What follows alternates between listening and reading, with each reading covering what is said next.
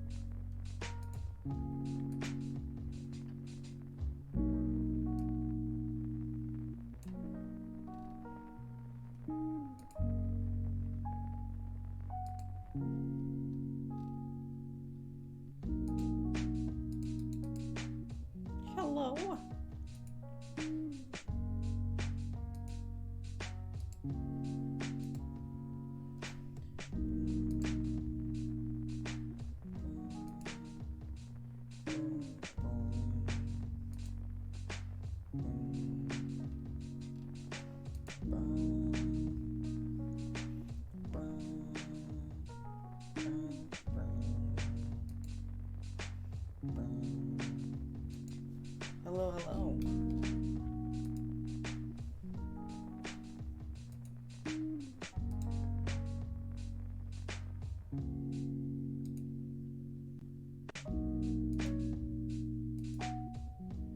I'm just getting everyone set up right now.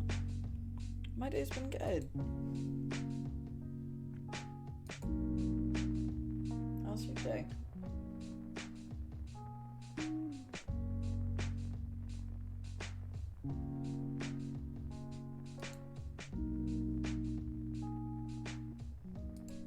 I don't think I'm gonna VC for this stream.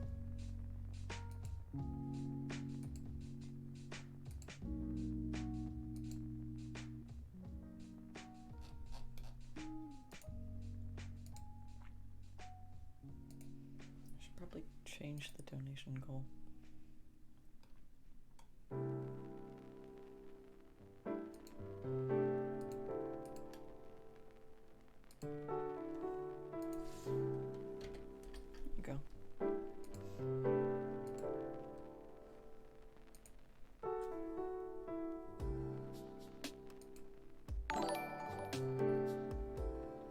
That scared the shit out of me. Hi! Sorry I haven't showed up for other streams.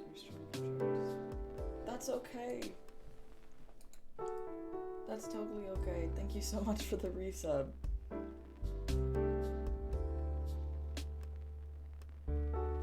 Hello, Kai. Today's stream is just gonna be me talking about... It's just gonna be me talking about, Starry Night. While eating shrimp chips.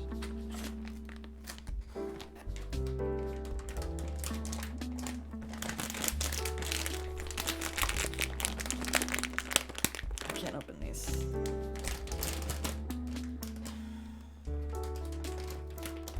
Oh, hello, hello. Okay. I'll do a fit check, yeah.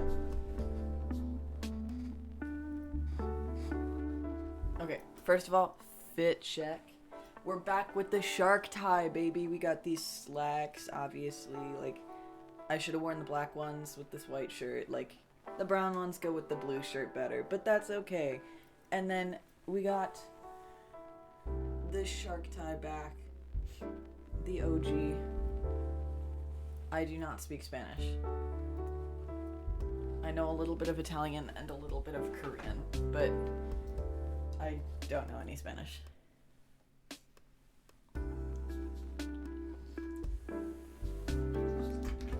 For this stream, I literally have...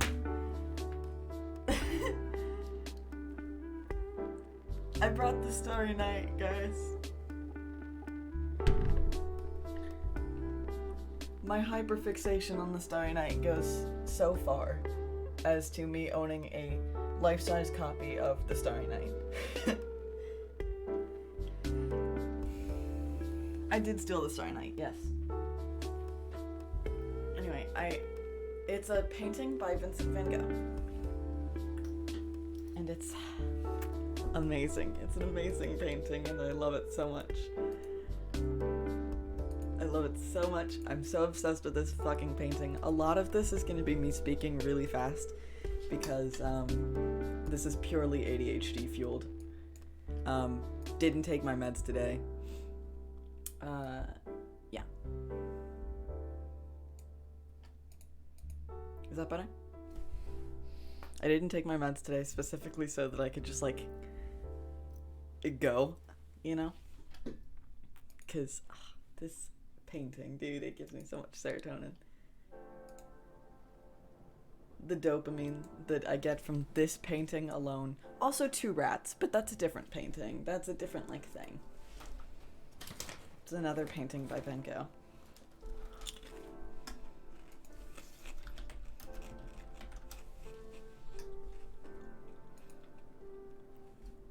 It's an amazing painting. Oh, thank you for the stretch. Ah.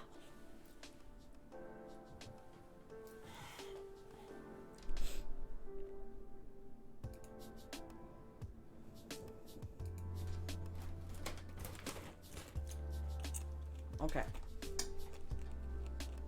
I'm eating baked shrimp chips.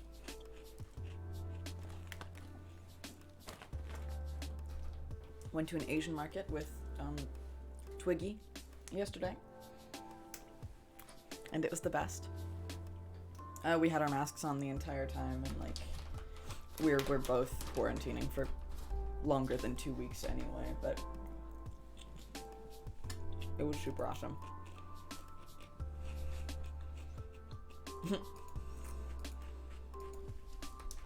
Okay. So, I didn't like, a little background. I liked the Starry Night.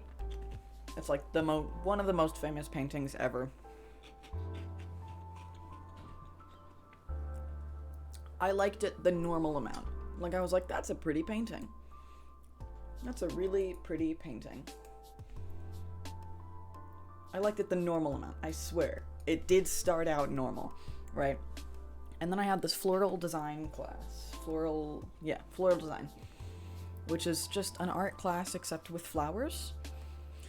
Which is a super cool class to take. It was like really cool. I've never had that kind of class before this school. But it was an art credit. So because it was an art credit, you have to do like certain things. You have to learn about the elements of art and like the principles of art as it pertains to whatever art you're taking. And so we did that by looking at the Starry Night, and she had us practice picking out the elements and principles of art by looking at the Starry Night. And this is how I realized how amazing this painting was. That and an episode of Doctor Who, which, like, if you've seen it, if you haven't, that's okay, you don't really need to for this.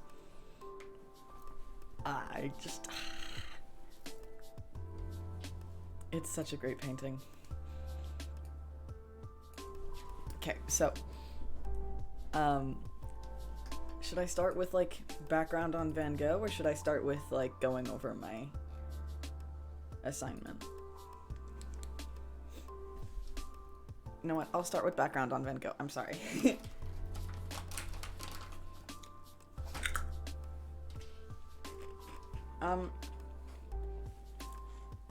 I paint sometimes. I don't usually paint landscapes. It is the one-eared man. He did cut off his ear. I don't usually paint landscapes. I usually paint songs.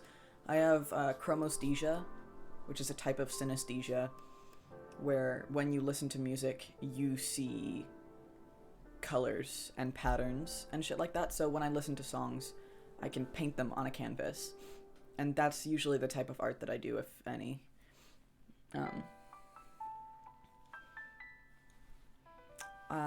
In Doctor Who, it was like, in the episode, I like to think it's really cool. This song right now is kind of like tan, and it's swirly. And there's some, like, triangles that are yellow, and, like, with that snare It's like a... with the triangles, like they're coming in and out. Like, I think it's a really cool thing. I have chromesthesia, I have linguistic personification, which just means like numbers, letters, days of the months, weeks, years, have personalities and shit. Oh, you can tell I didn't take my meds today. You can just tell. I like to think that Van Gogh had synesthesia, but we don't know for sure because it wasn't like a diagnosable thing back then. Thank you! Sorry I haven't been on streams lately. That's okay, Danny. Thank you, Aloria. Monday's personality is kind of whack. Like, they're chill, but like also kind of an ass. I'm talking about synesthesia currently, and like how that pertains to me, and also how that pertains to Vincent Van Gogh. Because I have the Starry Night here. I stole it from MoMA. I stole it.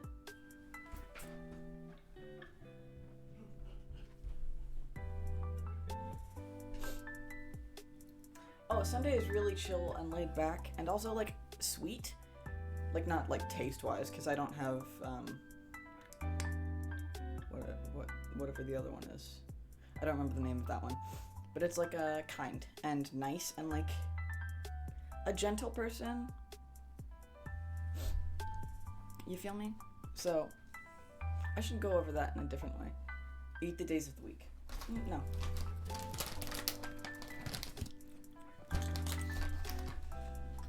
Okay.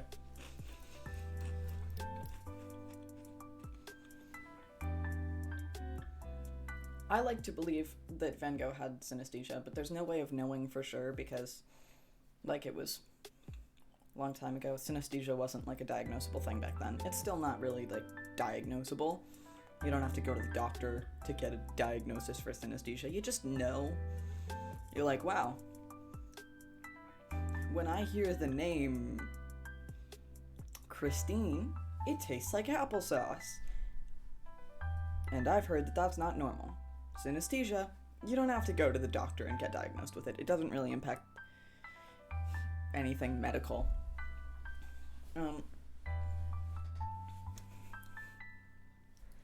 But he did have, this is like a fun little tidbit, he did have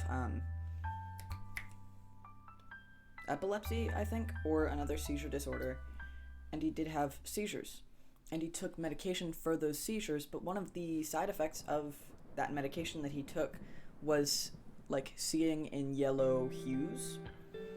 And so he saw the world a lot more bright than a lot of people did. And that's why in a lot of his paintings, you'll find lots of yellow. Like, the moon, very yellow. I'm lifting this with my foot. It's like, there's a lot of yellow in there, and that's because that's the way he saw the world. It was very yellow to him because of the seizure medication he took.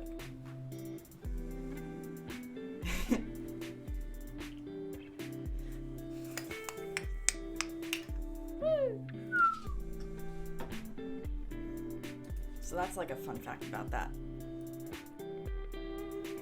And like, onto him personally, right? He grew up not doing art. He started art when he was 27. He died when he was 37. He did art for a good 10 years.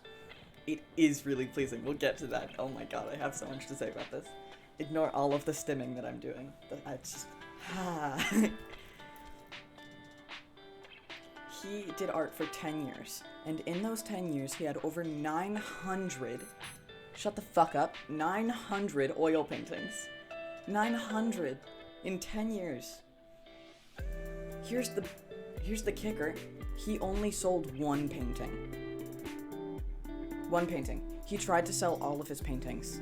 He only sold one. In 10 years, 900 paintings, he only sold one. And it was... Red Vineyard or something? Yeah. Let's see, I have it written down.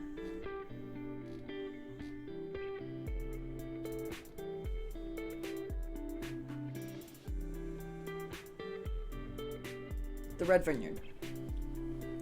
He only sold one painting in his entire, like, career. 900 paintings over the course of 10 years, and he only sold one, and it was to his brother. He sold one painting, and it was to his brother. He was so fucking underrated in his time. Because everyone thought his art was shit. He also had manic depression, aka, I think it's bipolar. Yeah, it's bipolar.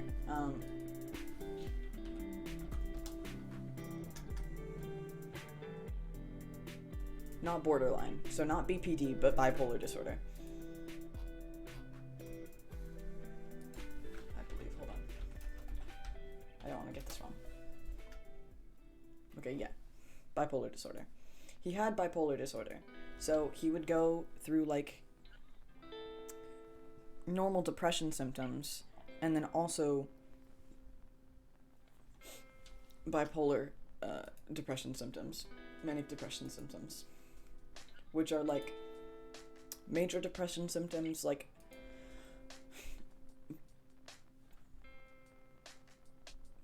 but, like, I don't know a lot about bipolar, but, like, he did go through, like, manic periods where he just, like, couldn't control his emotions and he couldn't regulate them, and he just, like, couldn't get the help he needed. And another really fun fact about, not fun fact, but, like, an interesting fact about him that makes me just love him is that he checked himself into a mental hospital. And, like, a lot of people hear about Vincent van Gogh being, Vincent. This is just about Vincent van Gogh, specifically the Starry Night. He checked himself into a mental hospital, and a lot of people hear that he was, like, in a mental hospital because he was, like, crazy. He wasn't crazy, but, and they're like, oh, someone locked him up. He did.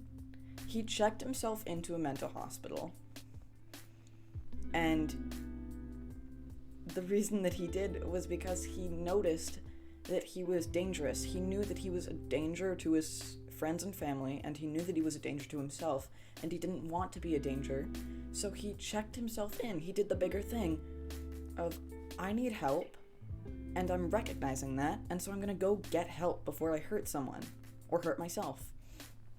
Which is already a hard thing to do, like, nowadays. Like, it's a really hard thing to be able to say, I need help, so I'm gonna go get help before I hurt myself or hurt someone around me. But it's like an even bigger thing back then, when there was no guarantee that they were gonna let him out. There was no guarantee that he wouldn't, like, undergo some horrible treatment in that facility because, like, of the stigma that went around mental health, and still is, but, like, more so then. And, like, it's just such a cool thing that he recognized that he needed help, and he got the help. He did. It is a real painting. It is in the MoMA right now. The one that I have is a print on canvas, and it's life-size to the original.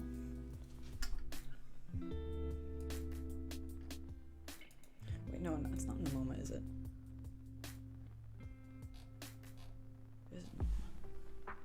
This one's in the MoMA. Most of his other works are not. Sucks that he's seen as a psycho. Exactly. He was, like, always called crazy, and the thing is, like, the thing that, like, most people think he was crazy for is cutting off his own ear. But I think that one was an accident, or if it wasn't, it was in a state of manic depression. He was in a state where he couldn't regulate his emotions, he couldn't control how he was feeling, and he just did it. Like, he didn't want to. But, like, it's that kind of washing over of, like, all these emotions at once, and he felt like that was the thing that he needed to do because of his manic depression. And so he did it. I've also heard it that it might have been an accident. I'm not entirely sure which one it is. I'm not sure historians know which one it is. But it sucks that he was called crazy, because he was a genius. He was a fucking genius, and he was also, like, so cool. Like, I can't get over that. He's so cool. I look up to him so much for being able to recognize that he needed help and recognize that he was about to hurt someone, so he checked himself in. That's such a cool thing to do. It's so brave, especially, like, back then. Like, I can't get over that. So specifically onto the Starry Night. The Starry Night was painted in, I don't remember the year. I should probably know the year as someone who's literally obsessed with this painting. 1889. And the thing about the Starry Night is that, okay, either I should pull up like a picture of the Starry Night or I should just hold it. Okay. This is the painting. Ignore that you can see yourself. We've got a landscape, and there's a like village over here. You probably can't see it too well. I'm just gonna open it on my computer, I think, so that I can like point with my mouse as well.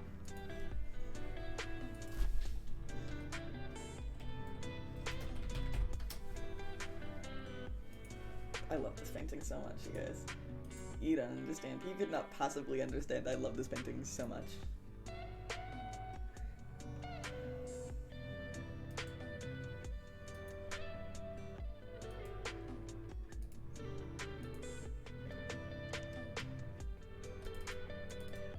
Okay, that's a really shit image.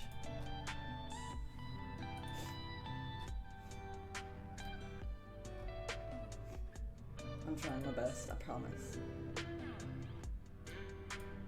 Okay.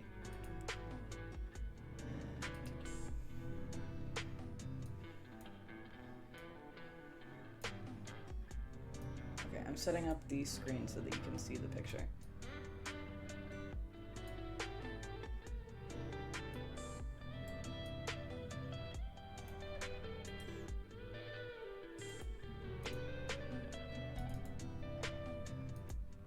Why is it so zoomed in?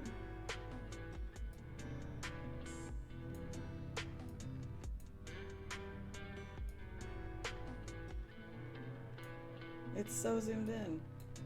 No.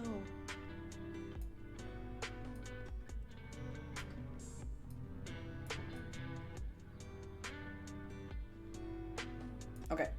I got it. This is the Starry Night. This is said painting. Fucking amazing painting. Like, okay. I love this so much. Okay. I'm so happy. Let me switch things real quick so I can pull up this over here. It is so pretty. So on the Starry Night, there's like two distinct things. So it's like the landscape, right, with the mountains. I should make my cursor bigger.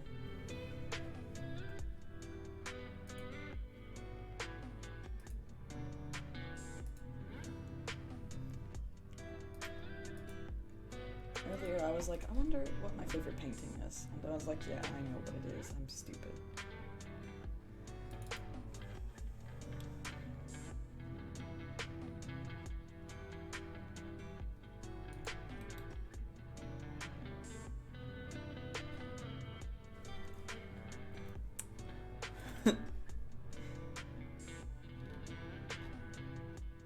Okay, I can't find my cursor options.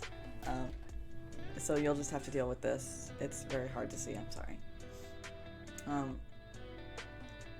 But there are two distinct parts of the painting, and that's like the landscape and then the sky. That was Debbie Ryan, hi. I'm Radio Red Bull.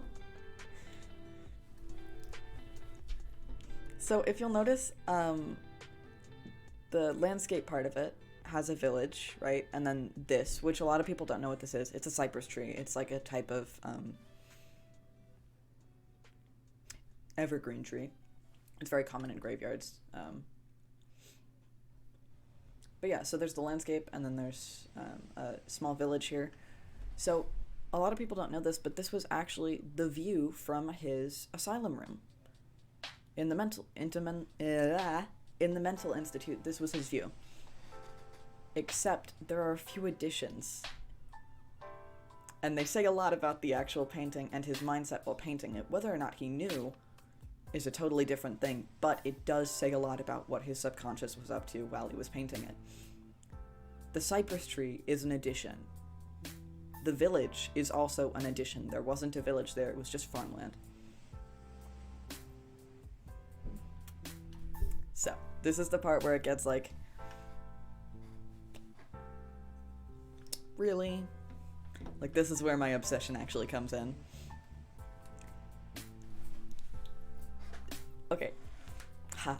Maybe I should read out, like, the assignment that I have. Do you want to see yourself? There you are. So I can see you as well. While I have this tab open. Okay.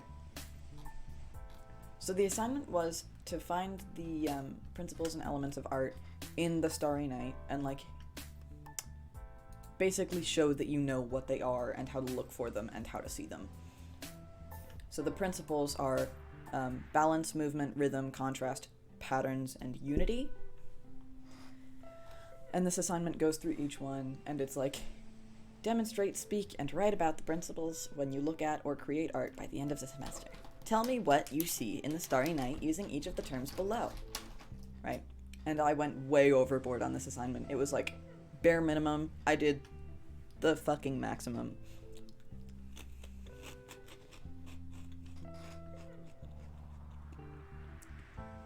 On the principles of art, she said, explain how balance is used. I started off with the principles, like, less in depth, and then when the elements came, I was like, damn, I really love this painting. So I said balance is used to stabilize the painting. The piece is balanced by the presence of both the large tree on the left and the bright moon in the top right. So both of these things are very heavy feeling, and so having one on each side of the sky, it balances out the painting, makes it feel more like right. Like if there was only the cypress tree, it would feel like kinda off, and you wouldn't really be able to know why unless you were looking for it. Next question was, where do you see movement? I said there is movement in the clouds and the visualization of the wind in the sky shown by the swirling. So clouds / like wind visualized. Cool. In the Starry Night, rhythm is shown by the flowy swirling nature of the clouds. Again, I was like bare minimum right now. Contrast is where it got like a little bit. There's contrast between the dark blue of the sky and the tree in the foreground, and the dark blue in the sky and then the yellow of the moon and the stars. And then there's also contrast between the sky and the tree. And then patterns, I said there are patterns and textures in the auras, like the surrounding bits of the stars and moon, which almost looks like it was stippled on. And then upon further inspection, you realize that it's everywhere in the painting. Unity is where I feel like she definitely started to realize, wait a minute, this kid has an unhealthy obsession with this painting. I said the best example of unity in the Starry Night, to me, is the constant of the navy blue sky. Everything in the painting is beautiful and moving and flowing constantly, and the sameness of the blue throughout the painting grounds it and ties it together. So if you'll notice, there's blue, like, the village is like very distinct compared to the sky, but there's still that like blue there. And there's also that same texture of like being stippled. Hello, Quokey. Hi, I'm literally obsessed with this painting. I'm just going over it. So like the blue is like everywhere in the painting. It kind of ties it together. And so does like the texture. That's okay.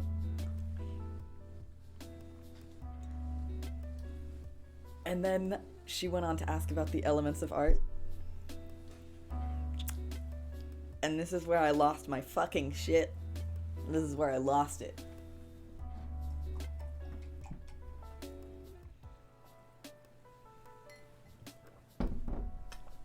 It is a lovely painting, aesthetically and with the story behind it. So she asked about lines. I said, Van Gogh used lines in this piece to separate the sky from the ground, using thick navy blue lines to separate the crowded and busy night sky from the quaintness and simplicity of the mountains and the village below it. If you'll notice, like, the harshest lines that are in this painting are the lines separating the sky from the ground, which is like, there's that distinct barrier between the two, and I'll get back to that, I will. And then she asked about shape. I said, in Starry Night, Van Gogh used his shapes to convey the feeling he wanted to portray. The roundness of the stars... This is it. The roundness of the stars in the sky and the clouds directly contrast with the sharp, angular shapes of the cypress tree and the imaginary village beneath it. Van Gogh said he was quoted saying that the stars made him dream. And I think that's why he painted him like that, like, so round as compared to this, is because, like, they were inviting to him, and they were, like, soft, and they were, like, welcoming, as compared to the angles of the village, which are sharp and harsh, and it feels like he's criticized at every turn. But in the sky, it's a more inviting and welcoming place. And again, I know that, like, not everyone is gonna, like, feel the same way that I do about this painting. Not everyone is gonna get it. And not everyone who gets it is gonna agree with it. And that's totally fine. If you don't agree with this, that's fine. I'm not saying that consciously he knew, like, I wanna leave this place because it's very judgmental. I'm not saying that he consciously knew that, but the way that he painted it reveals, like, the way that he thought about it, even if it was subconsciously. And I think that's so cool, because you can see how soft the stars and, like, the sky is as compared to, like, there's so many points and so many angles and so many, like, sharp edges. And again, it's a reflection of, like, how people treated him, because they treated him like shit. 10 years, 900 paintings, only one sold, and it was to his brother. No one liked him. He felt like he didn't belong. And he felt like the stars were more inviting and welcoming, and he would rather be up there. I think that's so cool. He longed for the stars.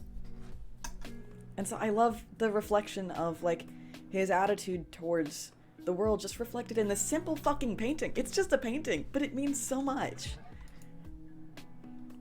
And then she asked about form, and I said Van Gogh utilized the organic form of the night sky to give it more life and make it feel busy. It's very asymmetrical, which just makes it feel more organic, like it's growing and changing. And again, when compared to the village, it's so still, it's so quiet, it's not busy, it's not fun, it's not, like, inviting. But in the sky, it's, like, so... I don't know, it's so, like, moving. You can see every stroke that he made, and you can see that, like, it was made with passion. Like, he wanted to be there.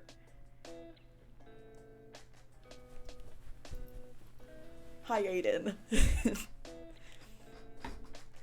And then she asked about color. And I said, in Starry Night, Vincent utilized the contrasting colors. Distressed unofficial Tommy Raider. Well, you know. I appreciate it. I said, yeah, this is where the colors come in, and, like, the blue contrasting the yellow. Amazing. He utilized the contrasting colors of a deep blue and a lively bright yellow. And the yellow feels like very... It's like a warm yellow. It's not like a harsh yellow. As opposed to, like, neon, it's like warmer tones, so it feels softer. But it's still lively and bright. They are opposite each other on the color wheel. They're not completely opposite, but they are far enough. And they're complementary. The darkness of the blue just goes to illustrate the vibrancy of the yellow. It complements it by making it seem brighter than it actually is. And the warmness of the yellow is a reflection of the coldness and emptiness of the yellow sky. Or of the night sky. In the actual sky, he blends the two, which is, like, he blends yellow and blue without making it green. The paler yellows definitely do help. But, like, he blends the two, illustrating that both of, like, the feelings that the two have, warmness and invitingness, and also harshness and reality, he blends them, showing that, like, they can and often do exist in the same time and place. Something can be bad and good at the same time, and most things are. And again, I just want to reiterate, I'm not saying that he consciously thought this, but it's illustrated in his subconscious that this is... you can tell so much about the way his mind worked just from, like, his combination of colors, and I think that's so cool. Then she asked texture. I said, he uses texture in the painting in the same way that he uses the constant deep blue in the background. It's a constant in an otherwise crowded and ever-changing landscape. He used it in every aspect of the painting. Like, there's blue in pretty much everything. Even in the cypress tree, which is supposed to be green, there's blue. You can see the blue. There's blue in everything, and it ties everything together, giving the whole piece a unified finish, once again illustrating that all of the elements shown separately can and often do exist together. So, like, every emotion that was conveyed with the things that he was painting, like the harshness of the village, and also the feeling of wanting to be free and wanting to, like, go into the night sky, they exist together. It's the same thing. They're different, but they can exist at the same time, and they do.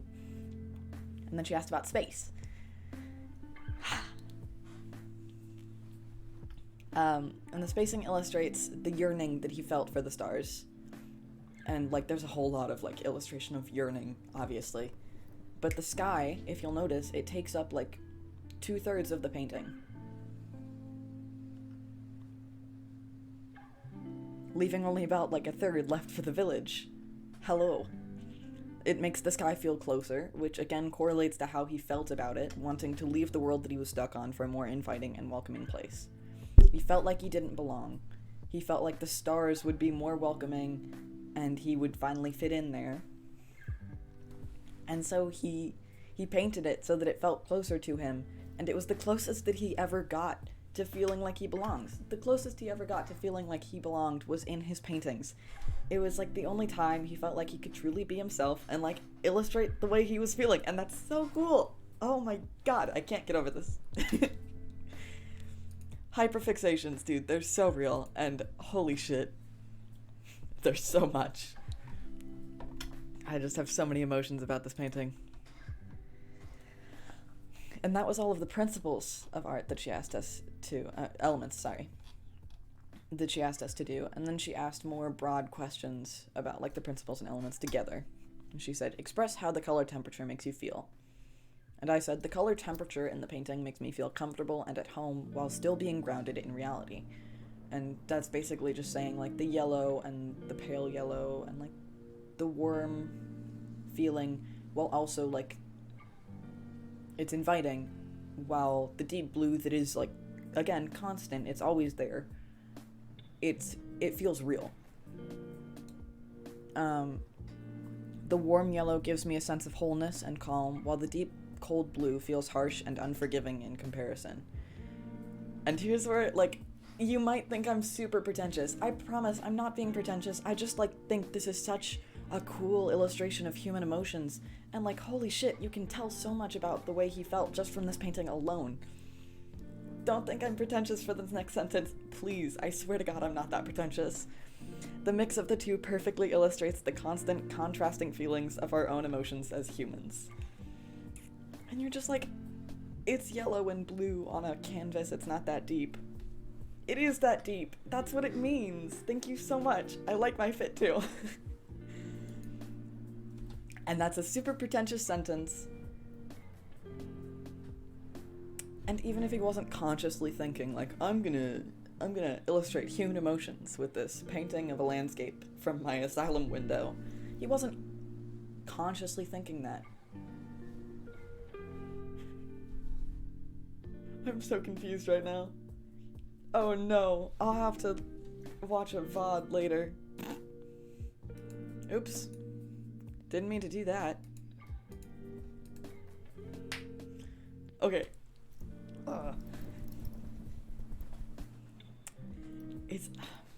This painting is fucking amazing. He might not have consciously thought all of these things, like, the yellow is, like, inviting, and the blue is, like, harsh, which is, like, a society. We live in a society. Starry Night, we live in a society. That is the takeaway from this painting.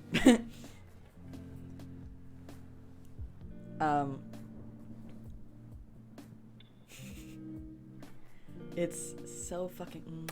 I love it. And then she said, express how the movement feels in your own words, because there's obviously, like, it's not a stationary painting.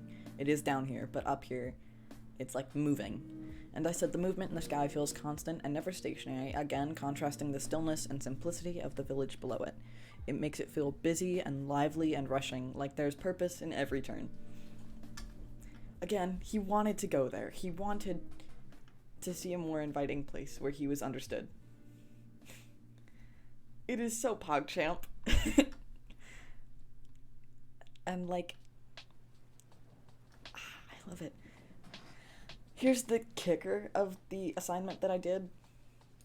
She said, what do you think about this painting? What kind of mood do you get? What is your impression of the moment in time that Van Gogh has painted? And I started out, it is an English lesson and also a psychology lesson and also an art history lesson. Oh my god, it's all of the lessons in one. This is my hyperfixation time, dude. Good luck. So I replied first with, that's a dangerous question to ask me after all that, but I'll keep it to, at the very most, 2 paragraphs. And I did 2 paragraphs. She expected like 3 sentences most for most of the students. I gave her 2 paragraphs. I said, this painting is honestly one of the best that I've ever seen. I will say now that it is the best that I've ever seen. It's my favorite painting ever. I have it. I have a physical copy of it in my room because it means that much to me. It had purpose in every aspect of it. It was made to show how he felt about it. It wasn't a portrait like so many other famous pieces. It wasn't for vanity. It was made to illustrate the beauty that surrounds us in the world we live in. It was made to show that just because something is painful and harsh, illustrated his life and experiences shown through the sharp angles and rejecting nature of the imaginary village. Just because something is painful and harsh does not mean that there cannot be beauty somewhere very close by. This guy.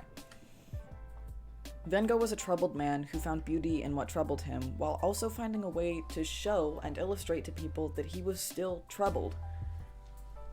He illustrated the constant need to balance our emotions, accepting the sad ones, and even finding beauty in them. And that's like revisiting the fact that there's blue everywhere. It's cold, it's harsh. Even where it is inviting, it's still not entirely perfect. Nothing's perfect. I have talked about the buildings, but I will get back to them because I just can't get over them. They're probably my favorite part. The next paragraph started with, the sky takes up most of the piece, almost feeling overwhelming with the amount of color, vibrancy, and movement that's shown in it. There's so much going on, and it's so warm, but it's also so busy, and it kind of feels overwhelming at times. Which is just an illustration of, like, the good things can have bad effects on the way that you feel. The good things can be too overwhelming sometimes, and you can get overwhelmed, and you can end up feeling bad because of it. Thank you so much for the bits.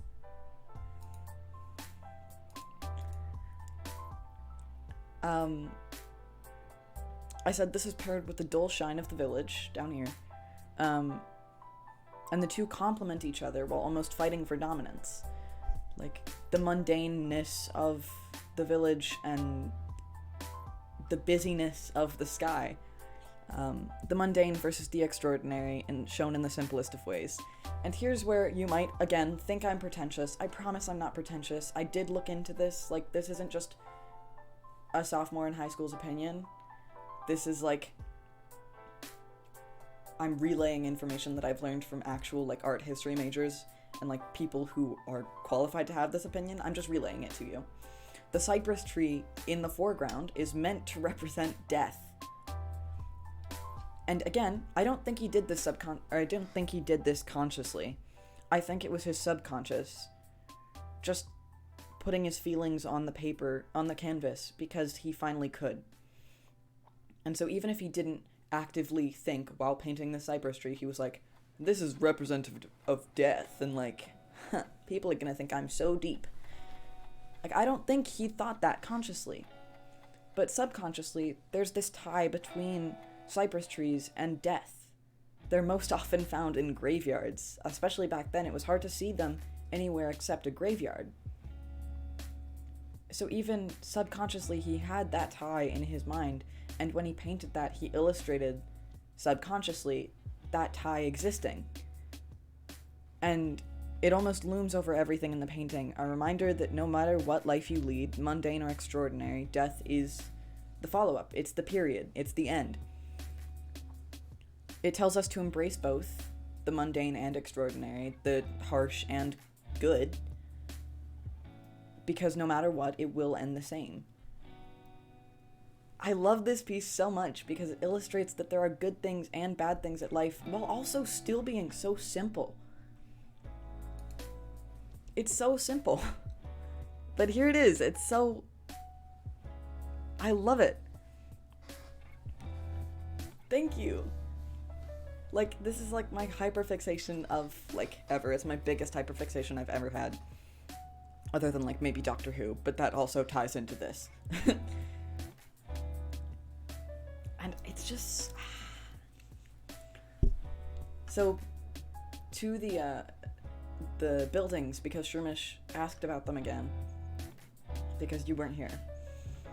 So, if you'll notice, in the sky, it's like lots of soft shapes, lots of curves, nothing is harsh. There's no harsh angles, right? But when you take a look down at the village, again, this village was imaginary. Like, he painted a view that he had from his window, but there wasn't actually a village here, and there wasn't a cypress tree either. So, subconsciously, he illustrated that this is how he feels about people, and how people feel about him. Because the stars are, like, so round and, like, soft. There's no harsh edges. But in the village, it's just angles. It's harsh angles. And he felt like he was being criticized at every turn. And I'll reiterate this, but he started painting pretty late into his life. He started painting at 27. He died at 37. He painted for all of those years. Within those 10 years, he painted 900 oil paintings. Full oil paintings. Finished oil paintings. He only sold one. The Red Vineyard, and he sold it to his brother. His brother was the only person who bought him a painting. He was also the only person who supported his habits and his art. He gave him money so he could buy art supplies, as well as, like, cigarettes. He only sold one. It could also be, there's an argument that could be made that he also sold, like, a few others. He only sold one oil painting. He might have sold a few sketches. But at the most, he sold 5 pieces of artwork. Only one oil painting. And the 900 thing that I keep saying, that's only oil paintings. He made over, like, 1,100 pieces of art, including, like, sketches, drawings, and oil paintings. He made over 1,100. He sold 5 at the most of all of that, and he only sold 1 oil painting. He was criminally underrated in his time, and people were assholes to him. Like, they hated him. And it's because of his manic depression. He had manic depression. He couldn't always regulate his emotions. He couldn't always regulate how he felt. And the people hated him for it because they thought he was crazy. They thought he was insane. And a lot of the time you'll hear that he was, like, locked up in an asylum because he was insane. And I'm saying this again because you weren't here for it, and it's, like, on my mind 24/7. This is never not on my mind. He was instituted into an asylum. He was. But he checked himself in. He wasn't forced to go into the asylum by anyone. He checked himself in. He recognized, I have a problem, and I'm gonna hurt myself, or I'm gonna hurt the people that I care about, and I can't have that. So I'm gonna do the bigger thing, and I'm gonna make sure that people around me and I stay safe. So I'm gonna check myself into a mental hospital because I'm not in a good state of mind right now. Which is so wild. Like, that's a hard thing to do nowadays. That's so hard to do. It's so hard to be able to say, I am being dangerous to myself and the people around me, and I need help. It's so hard to do that now, but even back then, when there was no guarantee that he would get out, there was no guarantee that he would be let out, and there's no guarantee that the treatment that he was going through would be safe or healthy, or that he would make it out unscathed. And it's like, he did. He fucking did. Like, that's so cool. Ultimate power move. I love him. And it's...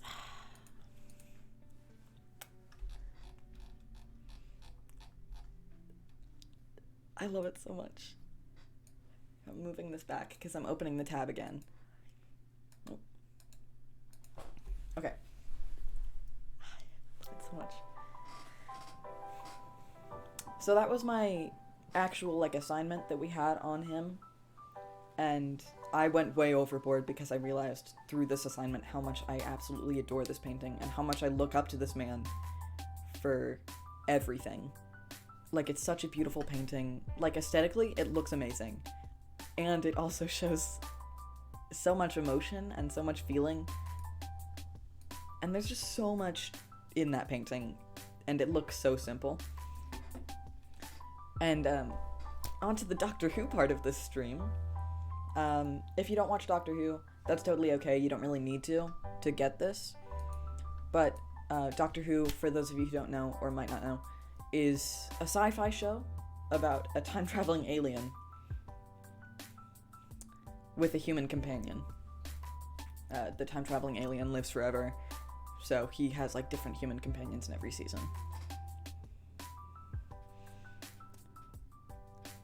And I'm so glad to be teaching you guys about this. There's an episode of Doctor Who called Vincent and the Doctor, in which the Doctor, who's played by Matt Smith, and his companion, his, like, friend that he travels with, named Amy, they go and they meet Vincent Van Gogh. And, like, if you've ever seen a Doctor Who episode, you know, like, it's never just, like, a normal, like, magic school bus kind of thing, where it's like, let's go learn about a historical event. It's always there's aliens somewhere in there. But in this episode, the aliens really take the back seat. There is, like, they go see Vincent Van Gogh because they're looking at one of his paintings and they notice that there's something there that shouldn't be. It's like an alien figure. And they go back in time, and obviously there's an alien and shit. But the alien is not the main story point. And I think that's so cool. The main story follows Vincent and his struggle with feeling like he belongs. Or not feeling like he belongs. And it follows his struggle with manic depression. It's illustrated more as major depression, which I would have liked to see it more illustrated as manic depression with, like, I don't know. I feel like it was closer to major depression in that episode, but there's only so much they can do, you know. It's a sci-fi show on the BBC, it's not that deep. But it illustrates, like, him feeling like he doesn't belong because he's an outcast. And also, there's an alien that only he can see. We never really figure out why. Other than, like, that alien was, like, also alone. And for some reason, like, that's why he could see it or some shit. I don't know. Again, I don't know that much about the sci-fi plot of this episode, even though I've seen it like 50 times.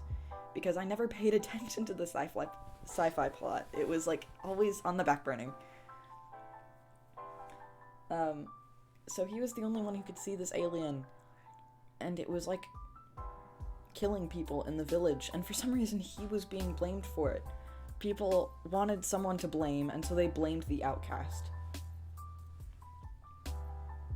And along with manic depression, being seen as an outcast doesn't really help anything. And he had a lot of, like, emotional outbursts at Amy and the doctor. Amy is the companion. And he had outbursts where he couldn't regulate his emotions, and so he just cried, and he got angry, and he felt like he wasn't worth anything. He used his paintings as, like, coasters, like, mindlessly. He painted over a few of his paintings in the episode because he didn't think they were worth anything. He thought they were garbage because that's what he was told they were. He didn't think he amounted to everything or anything because that's what he was constantly being told. And in the episode, I don't know if you guys know this, but the way that Vincent van Gogh died in real life is a self-inflicted gunshot wound. He committed suicide at the age of 37 because of a manic depressive episode that was, like, really bad, and he committed suicide. It is very sad. And in the episode, I'll pull up, like, the sort of script that I made. The episode starts out with them looking at one of his works in the museum, right? And the episode ends with them, like, defeating the big bad alien. And then Amy's like, hey, can we take him to see the museum and see all of his art finally being appreciated, and see if that makes him feel any better, or see if it extends his life so that he doesn't feel as worthless, and so that he might continue his life and make new paintings. And the doctor's like, sure, we can take him. And so they take him to the modern day Musée d'Orsay, which is where most of his paintings are stored. And they take him to the Musée d'Orsay and show him the impact that he had on artists and on people's lives in modern day. And Amy, the human companion, who, it gets sadder, if you'll believe it. I might cry while explaining this. If I do, you didn't see it.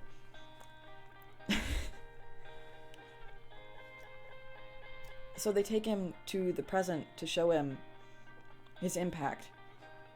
And he's overwhelmed with emotions, and he starts crying because he finally gets to see that people appreciate him. He's no longer shunned at every corner. He's no longer, like, tied down or tethered to, like, a cruel, unforgiving society that he was stuck in. He gets to see the impact that he made on so many people's lives, and it makes him cry. And it gets him overwhelmed, and he just sobs, and he thanks the doctor, and they go back and drop him off at his time. And while they're going back to the museum, Amy, the human companion, she's like telling the doctor, she's like, there's gonna be hundreds more paintings. Like, this will have changed everything. Him being able to see the impact that he had on people will change him committing suicide. Because when they went to see him in the episode, it was only a few months before he was supposed to commit suicide. And they go back to the Musée d'Orsay, and she's like, there's going to be hundreds of new paintings in the gallery, and we'll get to hear about the long life of Vincent van Gogh. He'll no longer have died at 37. And they go back to the gallery, and it's the same amount of paintings. and he still died. He still committed suicide. And they changed it by a few months, but he still chose to end his own life because he still, like, despite being able to see that, it's a good illustration of how depression kind of blocks out logic, especially manic depression. When you're in a state of, like, a manic depressive episode, logic is gone. It's just feeling. And even though he knew how much of an impact that made, and he made on people's lives, he couldn't think about it in that moment because it was too much. And I really love that episode, and I really love the writer, Richard Curtis, who did a great job of illustrating, like, manic depression and depression in general as more than just being sad. Because, like, there weren't just, like, times where he was like, boo-hoo, I'm sad. It was outbursts of anger at the doctor and Amy because he thought that he wasn't worth it, and so he got angry at them for thinking that he was worth it. And it's, like, such a good episode. And it, like, obviously not all of that is true, because obviously, like, that didn't happen. But it's a good exploration of, like, what he might have been like had that happened. Because I genuinely believe that, like, if that was the real Vincent Van Gogh and that really did happen, I genuinely believe he would have reacted the same way. Like, you fucking mind? It's such a good illustration of, like, him. It's so good. I love that episode of Doctor Who and this painting so much. It's such a good painting. It's so fucking beautiful.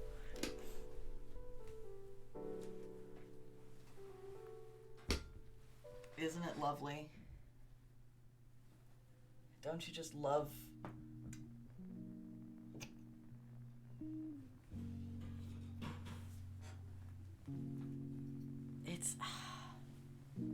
It's an absolutely amazing painting, and it's an absolutely amazing man, and I will never get over this. This will be a hyperfixation until the day that I fucking die. He's my favorite artist who made my favorite painting, and I'm so glad that I could share all this information with you guys, because, like, I love doing that. Love it, love it, love it.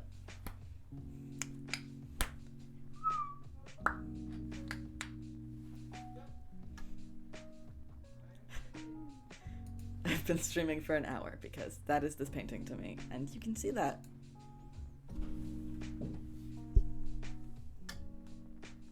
Funny thing is, I didn't even mean to open Discord.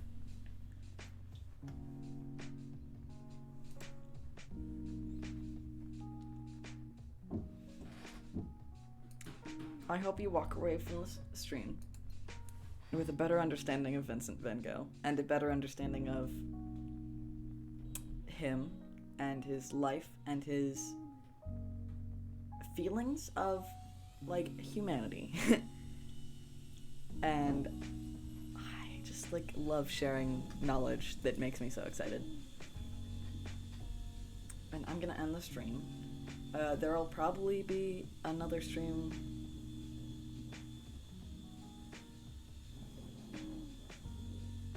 Why do they only make noise when I'm streaming?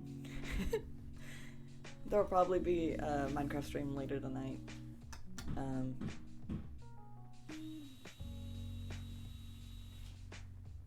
fucking mind?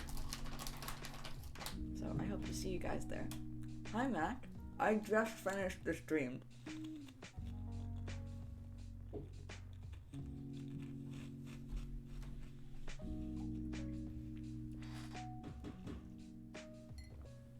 Where's my hydrate?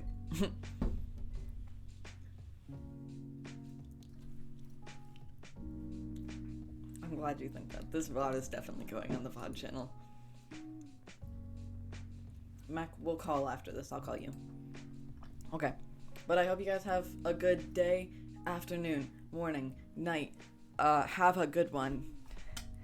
And I'll see ya in the next stream, which will probably be later tonight. I love you too, Mac. I love all of you. Mwah. Thanks for coming.